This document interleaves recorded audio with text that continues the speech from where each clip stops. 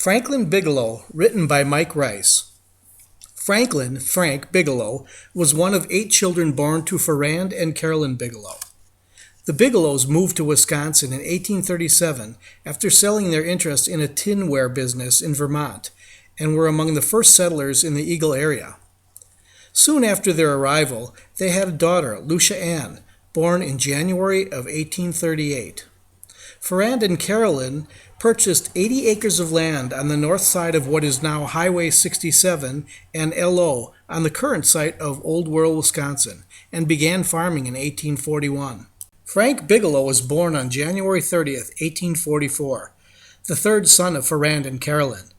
He and his older brothers William and Elverton worked on the farm with their parents until the call for volunteers came from President Abraham Lincoln in 1861.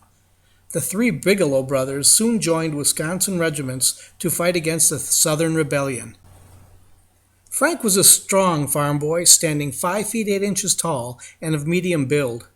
His blue eyes, brown hair, and light complexion gave him a handsome appearance. Frank was the second brother to enlist, joining Company K of the 1st Wisconsin Cavalry on October 20th, 1861 in Kenosha, 3 months shy of his 18th birthday.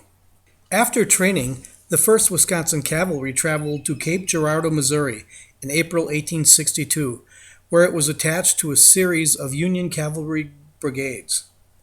On August 3, 1862, an early morning assault by the rebel Texas Cavalry on the Wisconsin troops had them confused.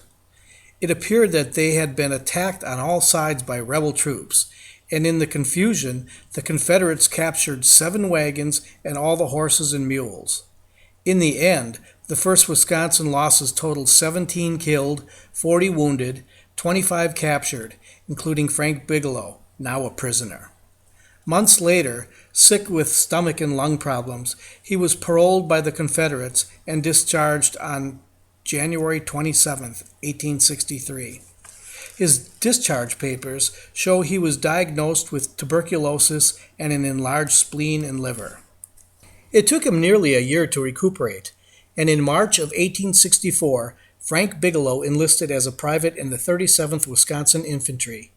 He and several friends from Eagle and Palmyra joined the unit, which was organized in Madison and mustered into federal service a month later.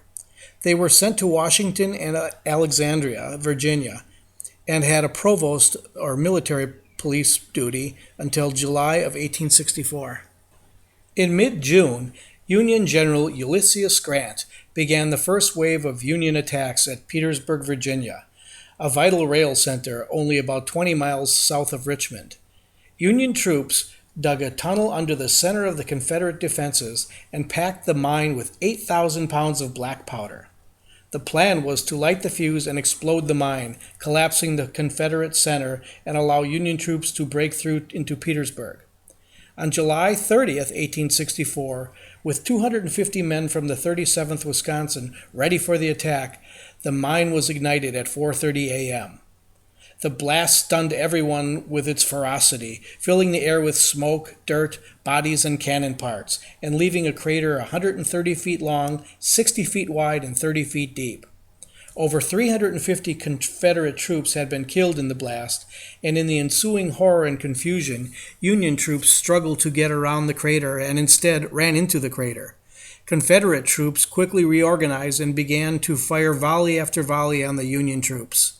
After nearly 10 hours of fighting, there were 3,800 Union casualties, including 155 from the 37th Wisconsin Infantry. 20-year-old Franklin Bigelow was among them. The Battle of the Crater was a devastating loss for the Union. Union General Grant never tried another assault on Petersburg, but instead laid siege to the city, cutting off their supplies. By October, Confederate General Lee was diverting troops from Petersburg to defend Richmond, and in April 1865, both Petersburg and Richmond surrendered to Union troops.